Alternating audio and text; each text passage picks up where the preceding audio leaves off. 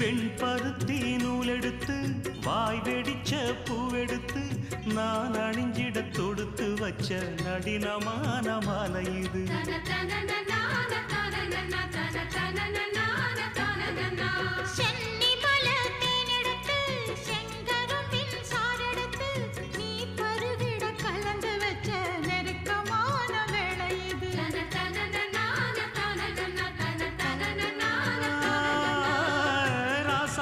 உடம்பிருக்கும் ரவிக்க துணி நானாக அன்னாடம் சூடி கொள்ள ஆசை வச்சாகாதா.